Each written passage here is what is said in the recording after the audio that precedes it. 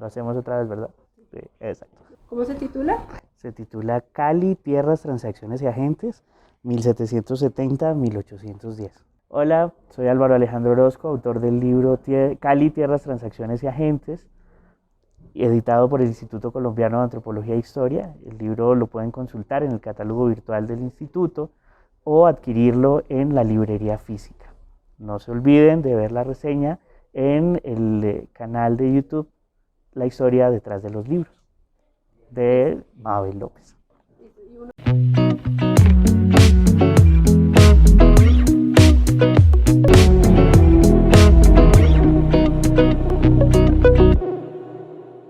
Bueno, Alejandro, esta obra fue ganadora del último premio de Cuadernos Coloniales, el de 2022.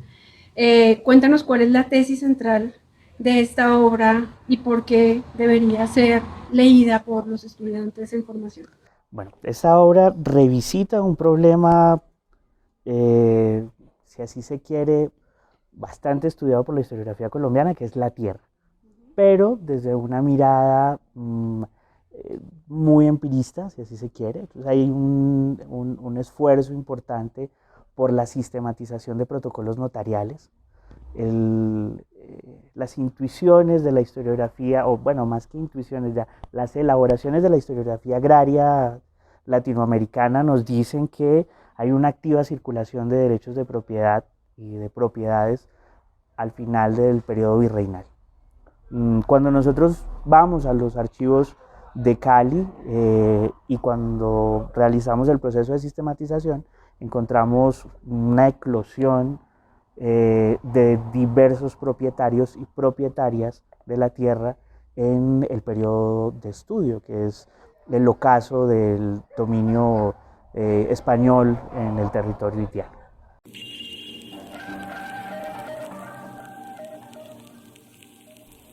El documento está dividido en 3 capítulos.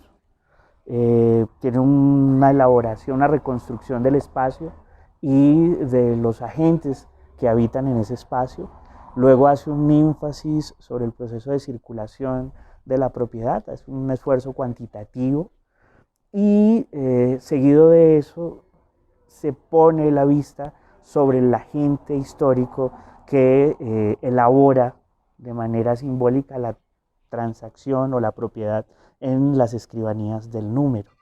En ese orden de ideas hay una reconstrucción, si se quiere, del contexto social en el cual se inscribe el mercado y las transacciones y las condiciones en las cuales se dan esas transacciones. Y finalmente ahí se exploran las características jurídicas de algunos casos que me parecieron relevantes a la hora de hacer el estudio de estos protocolos notariales. Con esto se da una visión panorámica de cómo se elabora un mercado en el orden jurídico, simbólico y material del proceso de transacción. Bueno, por tratarse del periodo colonial, pensaríamos que los propietarios de tierras pertenecen exclusivamente a los estamentos más altos de la sociedad virreinal. Tú replanteas de cierta manera esto y algo que me pareció interesante en las presentaciones que has hecho de tu libro es que mencionas mujeres, incluso mujeres que compraron su libertad, mujeres esclavizadas que compraron su libertad y luego son propietarios. Hablemos un poco de estos otros, bueno, no sé si lo podemos llamar agentes o de estos otros actores y actoras sociales que han pasado desapercibidos por la historiografía por mantener una tesis o por estar en una prisión historiográfica que no nos permitió ver más allá. Bueno, sí, el hecho de hacer un experimento micro, como mencionan los microhistoriadores, hace que el análisis a contrapelo de las fuentes nos muestren la visibilidad de otros agentes. Primero, no hay concentración de la propiedad de la tierra, hay una distribución y un acceso de todos los agentes que integran la sociedad virreinal, eso es importante señalarlo, mujeres, esclavizados, indios, etcétera, todos están allí transando Y yo creo que algo importantísimo es que cuando se lee de manera juiciosa el protocolo notarial, se identifica cómo la mujer asume rasgos de la administración de los hogares y ejerce muchas veces como compradora o vendedora de derechos de propiedad. Las proporciones son altísimas en la jurisdicción de la ciudad de Santiago de Cali. Las jefaturas femeninas, como ya lo había expresado la investigadora Villaquirán, una tesis, son el núcleo central de la sociedad del Valle Geográfico del Río Cauca, o por lo menos de la ciudad de Cali, y de la jurisdicción de la ciudad de Cali, para finales del periodo virreinal. Entonces eso es relevante en la medida que nos da la vuelta a la tesis sobre, primero, el hombre como único proveedor del núcleo familiar o de las jefaturas, y nos hace pensar también en que hay unos matices importantes dentro de la sociedad a la hora de explorar este asunto. Cuando yo encontré a María Javiera, que es de quien tú hablas, pues fue como el excepcional normal del que habla alguna historiografía. Y verla a ella transando ya como una liberta hacia finales del periodo virreinal, pues me pareció sorprendente. Es una mujer negra libre que tenía un trozo de tierra en las postrimerías de la ciudad y que lo comercializa, no lo sé por qué, digamos, valdría la pena a futuro seguir la pista en el archivo, pero lo importante o lo relevante es el hecho de la materialización de un agente de esta calidad, de una transacción que la hacía ella como propietaria. Entonces el caso de ella es importantísimo a la hora de entender cuáles son los estamentos de la sociedad que acceden a la propiedad. De las élites y las mujeres, ¿qué otros actores vienen allí? Bueno, hay corporaciones que están al interior de la ciudad que tienen propiedades. Eh, Generalmente se ha pensado que son como los dueños de los censos, y lo que nosotros logramos rastrear en la investigación, que estas corporaciones tienen es deudas y acceden al intercambio por dinero o por pago de, del, de la propiedad o del derecho de propiedad para poder o hacerse a un capital y subsanar o redistribuir la inversión que desean hacer. Es una mentalidad rentista también la que hay allí, y eso es muy relevante. Luego también hay como los condueñazgos dentro de la forma de la propiedad que hacen que el asunto sea interesante. Cuando hablo de condueñazgos, hablo que existen globos de tierra o pedazos de tierra con diversos dueños, lo que hoy diríamos sociedades.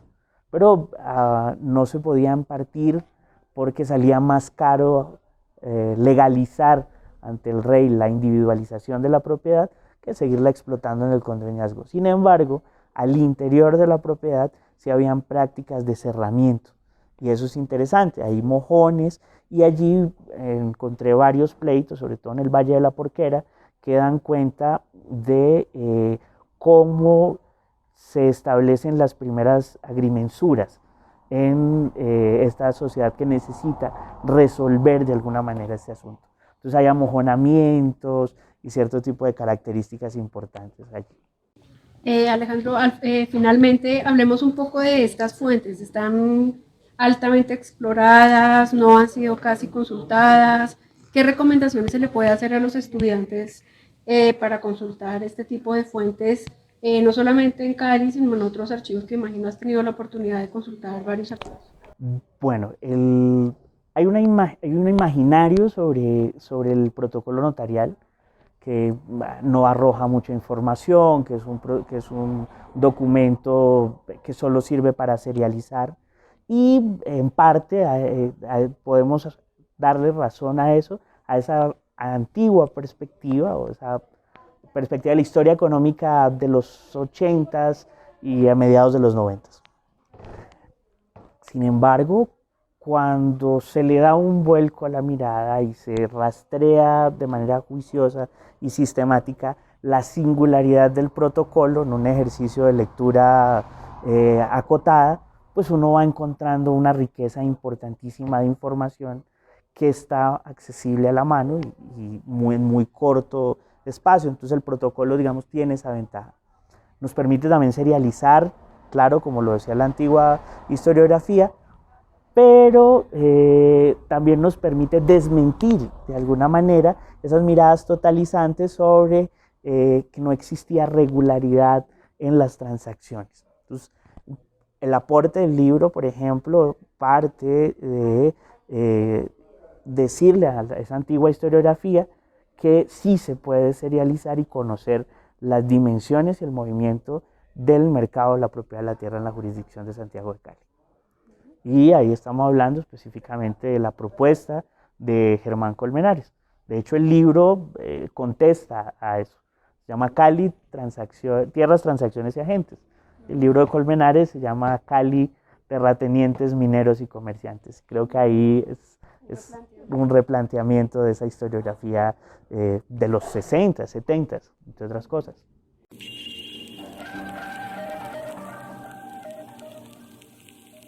Alejo, hagamos el intento de en muy pocas palabras decir cuáles son los 5 valores agregados de esta publicación. Bueno, esta publicación, uno, utiliza el protocolo notarial como fuente primaria para realizar su análisis. Dos, encuentra en esos protocolos notariales diversidad de agentes. Tres, tiene una metodología novedosa del trabajo o de la forma en la que se debe trabajar el mercado de la tierra. Cuatro, hace un esfuerzo por espacializar la propiedad de la tierra, aun cuando existen grandes vacíos en el archivo. Y quinto, es un elemento casi de obligatoria consulta para la nueva historia económica en el país. Hola, soy Álvaro Alejandro Orozco, autor del libro Cali, Tierras, Transacciones y Agentes, editado por el Instituto Colombiano de Antropología e Historia. El documento lo pueden descargar del catálogo editorial del ICANN y pueden comprarlo en la librería en punto físico.